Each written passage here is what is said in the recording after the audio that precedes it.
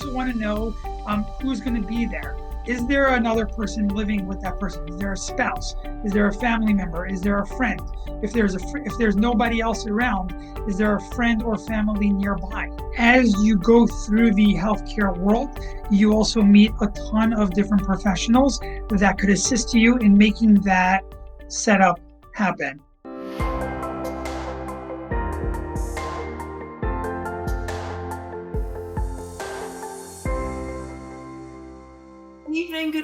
Good evening. We are back with our friend Eric of Town Nursing, located out there in New Jersey.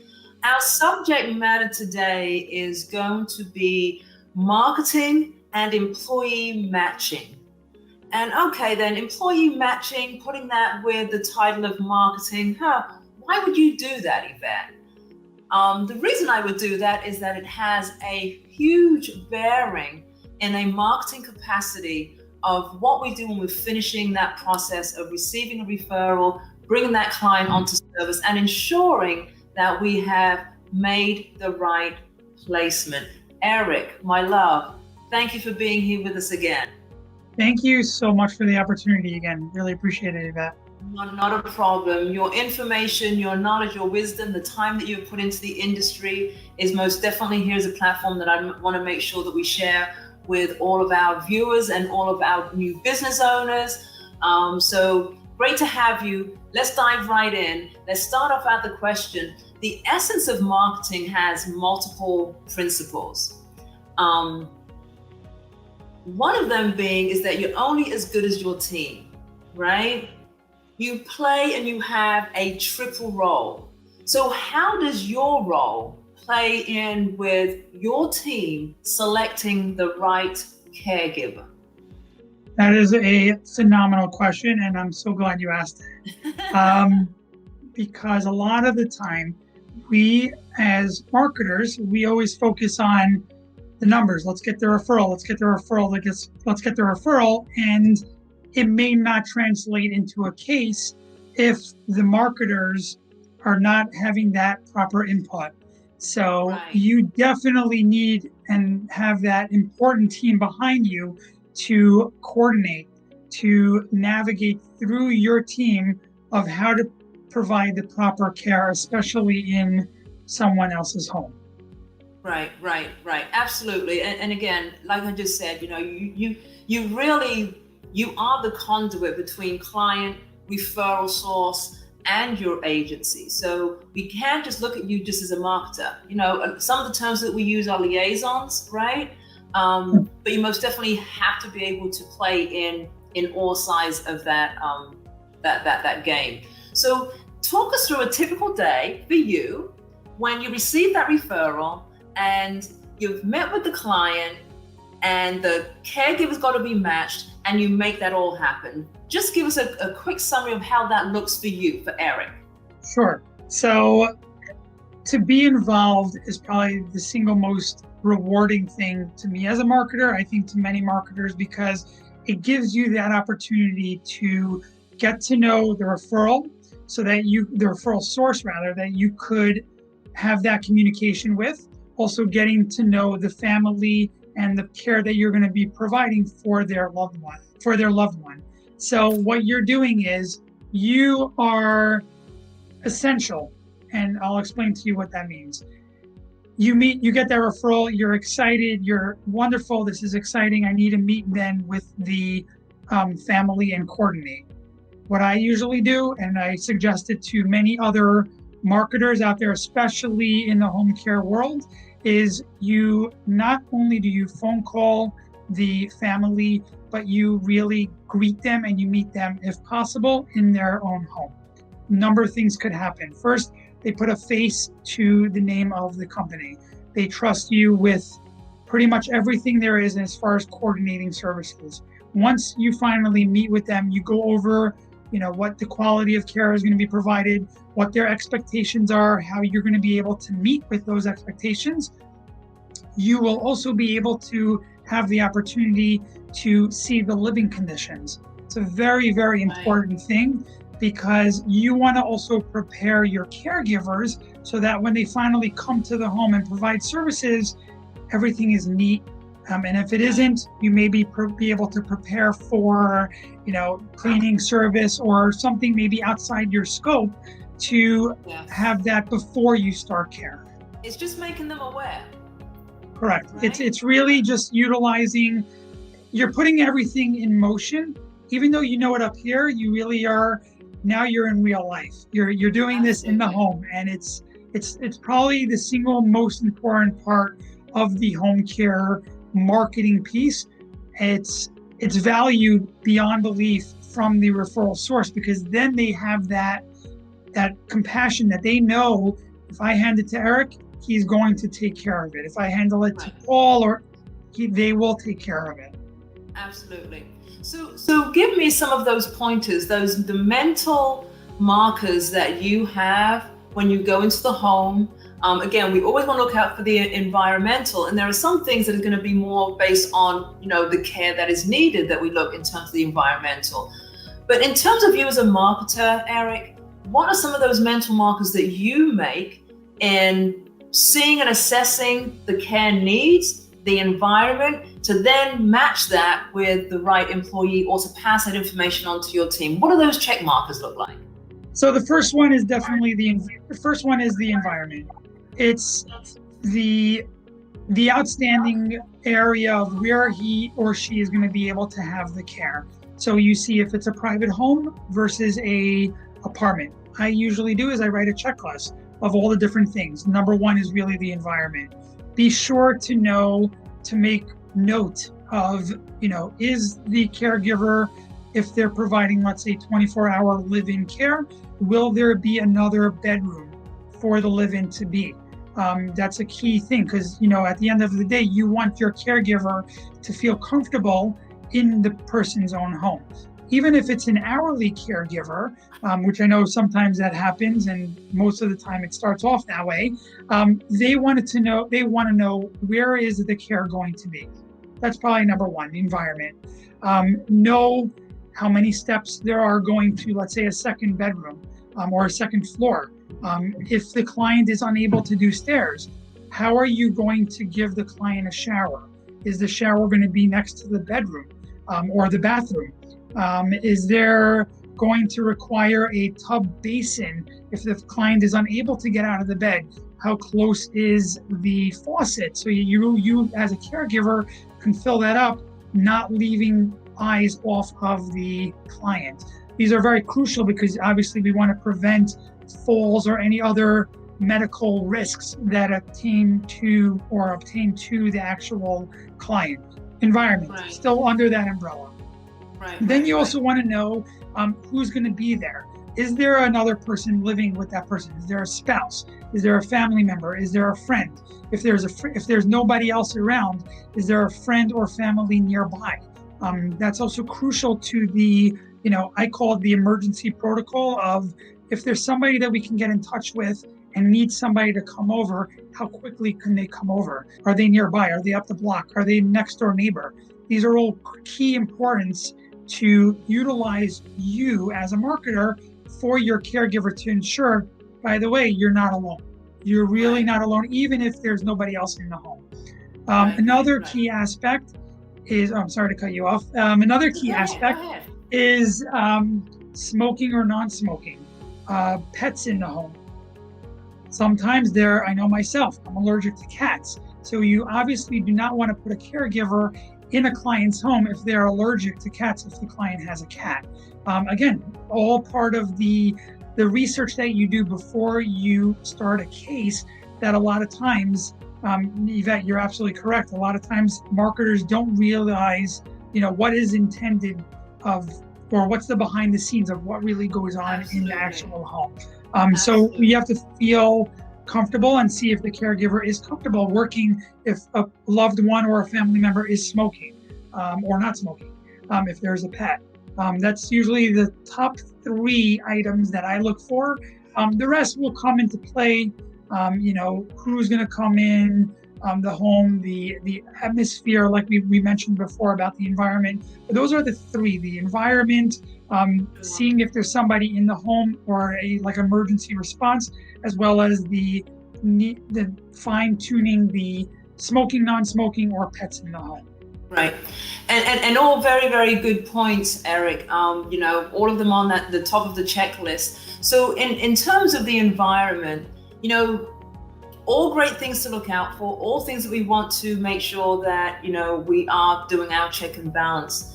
But and I know, as seasoned as you are, as wise as you are in that home care world, it doesn't always work out to be a bed of roses. So let's take a situation that we do actually get to the home and, there isn't appropriate sleeping accommodations maybe for a 24-hour living caregiver. Or now, you've got that rush call and you've placed somebody and they forgot to tell you there's the cat and we've got allergies, right? Those things happen too.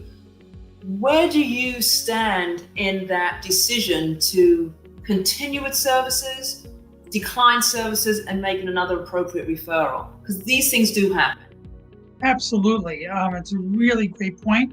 There's only so much that you're able to do as a marketer, but I also know that you have a team in place. And as you go through the healthcare world, you also meet a ton of different professionals that could assist you in making that setup happen. So, for instance, let's say we are dealing with a client, happens to be that there's a hoarder situation. The place is a complete mess, and you have a discharge at 5:00 on a Friday. That's like, the trifecta of issues that you're going to run into, which definitely happened in my case. And you realize who your professionals are. You then have to know, this is out of my scope, but I do know somebody that I can reach out to. Or you may even find that you can reach out to the social worker or the nurse that gave you that referral, because they also may have those experiences to know who can help you out in that given situation. These are important keys that you should know, what you're able to do and what you're able to assign or push off to another caregiver or another professional. So you do have that situation. Let's say you have a caregiver, you have the cat situation, and then all of a sudden you see your caregiver is allergic to cats. What do? It's happened. It's happened many, many times. You work with your team and you literally have those conversations of, we have a caregiver there, they're able to help out. Maybe let's relocate the cat for the time being. Let's say they go on the second floor where the care is given on the first floor, or vice versa. Let's see where we can minimize the exposure of the caregiver to the pet so that it doesn't interfere with their interaction with the client. Your main focus is really on the client. And then in that time, it will buy you time to work with the team to see how quickly we're able to get another caregiver in place. Sometimes we also find that the caregivers are saying, you know what, I understand the difficulty, and a lot of them are. I think if you have that open communication, they feel more comfortable assisting and saying, you know what, for the night, it's not a problem. I understand it's 5:00 on a Friday. Mm-hmm. It's not a big deal, but they appreciate to hear that you're going to work with them and figure out and come up with a solution for them. Solution, absolutely. So, we talked about the different situations that can most definitely happen, and you've consistently talked about your team. What are your specific expectations of your team, Eric? Because again, they play a huge part. You have to be the eyes and the ears when you're going into that case. You have to be the detective. You have to create this environment, whether it be good, bad, or indifferent. What are your expectations of your team in helping you put this all together? I have one word. It's really communication. It really, truly is. You as the marketer, when you're in, you have to get the most information possible so that you can pass over that information to your team, to your coordinators, because it's basically your coordinators are the ones that are going to find the proper caregiver for each and every single one of your cases. And it's not easy. It definitely isn't easy. I think the communication between your coordinators, when you provide all of those points, the situation, the environment, the pets or no pets, I mentioned all those little things. These are really key aspects in order to communicate over to your coordinator to get the right caregiver, because that's when they can go down the list and say, hey, you know what? I have this person. Or I'll even go one step further. You have, let's say, a patient with a total knee or a total hip, or let's say dementia. You'd rather have a case manager or a hourly coordinator or a caregiver that has experience dealing with patients that have dementia. You don't want to put somebody else in because then they know. So it's really a matching game. It's the matching the employee, like the title of our session. It's matching. It's really important to match, get the fine details earlier on. Then you convey it over to your team so that they can properly coordinate and get the right caregiver in place. Now, this might be different from agency to agency. I know for myself, my marketers always had an input into the caregiver that is being selected. It's not just always, we just pass it to the staffing team. Do you find that helpful to yourself, Eric? Do you get involved on that aspect? I absolutely do. I think if you were to have a home care company start off, it takes time because you are getting to know your caregivers. Once you know your regular caregivers, you feel comfortable, you know exactly what their needs are, what kind of cases they're able to do, and you absolutely, and I myself, absolutely get involved because then you have a sense of, this person, I think they may not be able to handle heavy lifting. Let's pass it over. I think George may be able to do that. You finally get to know your caregivers through the cases that you have been given to or actually been scheduling to. It takes time. It absolutely takes time, but you can get a sense after your first or second case which caregiver is the right fit. And you, as a marketer, you also know. I would even go one step further is that even when you first begin a case, a lot of times you got everything, you're good. You already have the case in place, you have your caregiver. Go by, see the case, go visit the caregiver. I can't stress it enough how they feel appreciative to have that support system. Even as a marketer, you're constantly doing marketing. It's not like I want the case from this place and this place. It's retaining your case. And the way to do that, honestly, is through your caregivers. You appreciate what they do. You help them out. Sometimes I really go above and beyond where I know it's going to be a tough case. I'll bring breakfast for the caregiver. I'll give them coffee, just saying thank you so much. Really appreciate it. Give them a little bonus. These little things go a really long way in keeping and retaining each and every case. And that's also continues. You'll know the caregiver, you'll get to know them, and they will also trust you as a person, as a company, and as a marketer. And I think that I can actually attest to that because I think that we was due to have a breakfast meeting and you was late because you was taking breakfast to a caregiver. So I'm going to hold my hand up and say, yes, Eric does do that, guys. I have Tonya Johnson who just asked the question, what do you do about a person who drinks alcohol? Wow. It's happened at times. A lot of times you have that support system with the family, as well as the caregiver, as well as the client. And I think from that day one meeting, everybody should really be on the same page of what is allowed, what isn't allowed, and trying to look in the welfare and the health management of that actual client. So a lot of times if they require, I like to have it at dinner. Well, how much? Is it one glass? Is it two glasses? Is it a bottle? Exactly. It's trying to find that you're not discouraging, but you're also monitoring their progress. It's not easy. It's definitely not easy. It takes a lot of practice. It takes a lot of holding of the hands. But again, that day one meeting where you have with the family and also even talking with the client, they'll understand what needs to be done. And I always feel like if you're restraining them from something, they're going to do it more. They're going to get, you put up restraints on the bed, they want to get out more. You know, you put a seatbelt on their chair, they want to get out more. It's the same thing with alcohol. It's trying to work with them, not taking it away, but figuring out a set schedule that you're able to help them through the process and work it out with them. That's a very, very great, valid point there.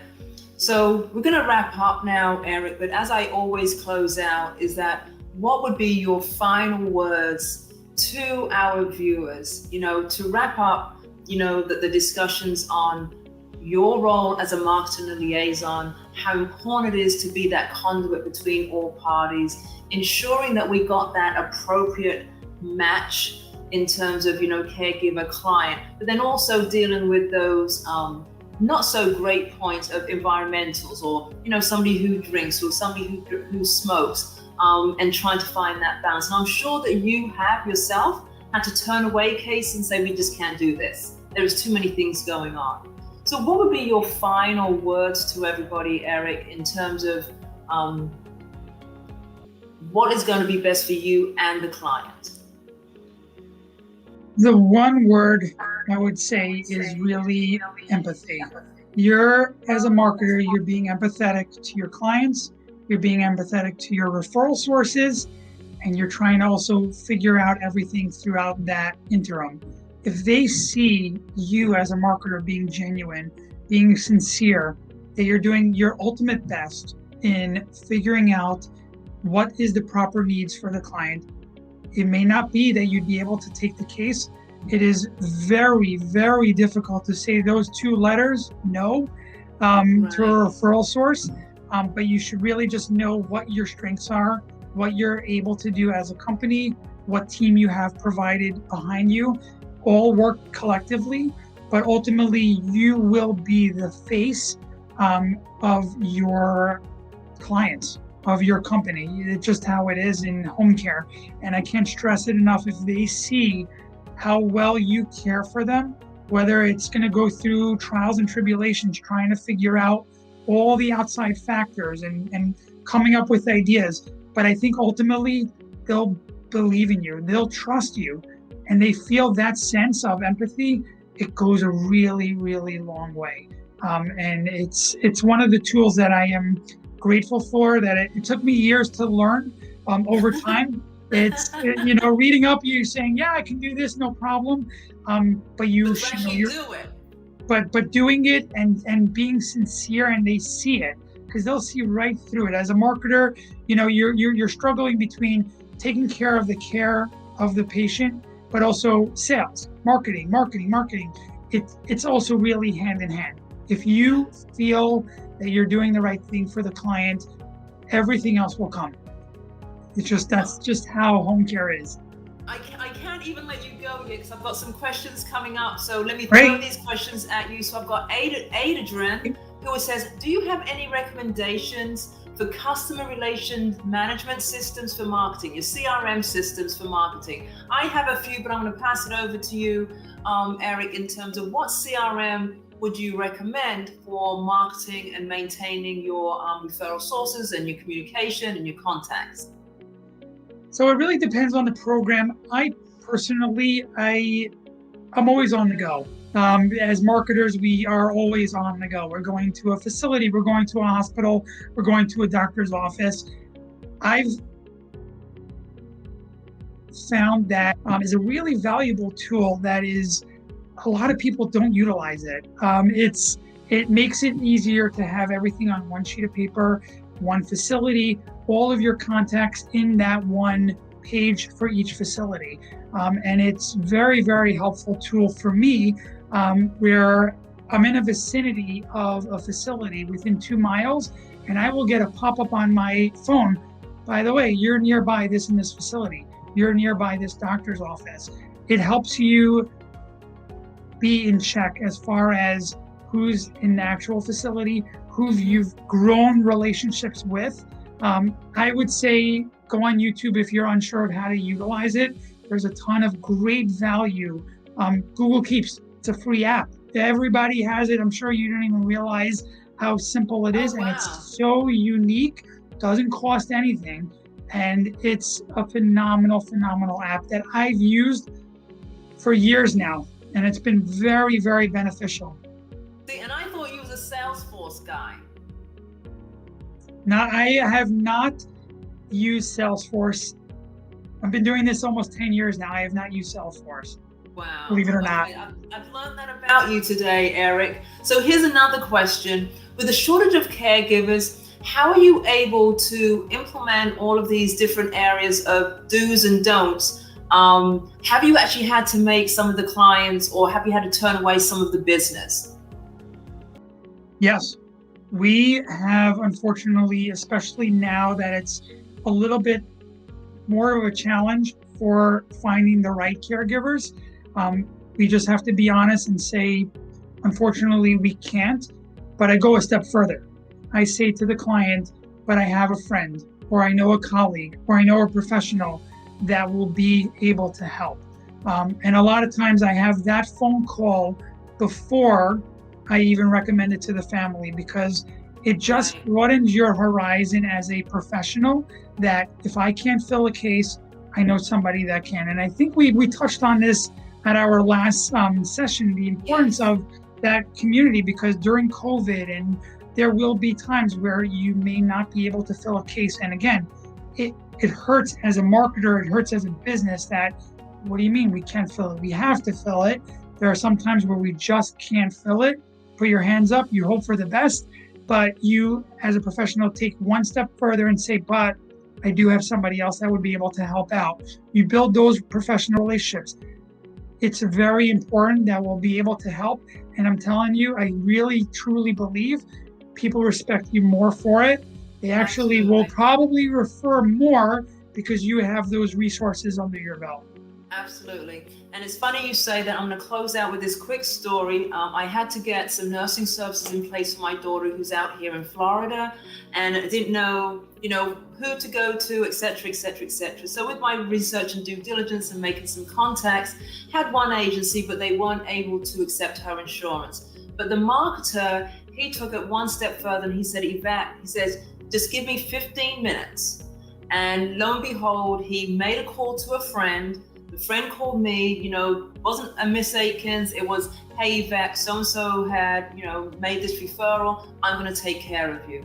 But since that point, just because of what they did and how they was able to respond, I've actually passed them another 2 referrals since that point.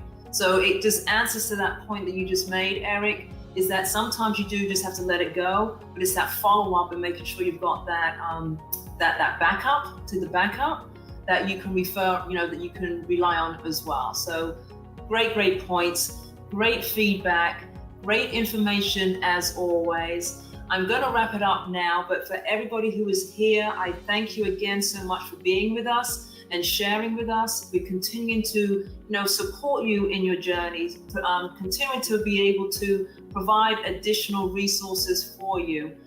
If you have not done so already, please head over to our YouTube channel, subscribe to us on YouTube, stay here for us, to see other broadcasts that we're going to be doing. Stay tuned for some great and exciting things that we've got coming up for Home Care Business Advisors and its members. We're so excited. Eric? Thank you. As always. Keep up the amazing work that you're doing. I really mean that. Thank you so much, Eric.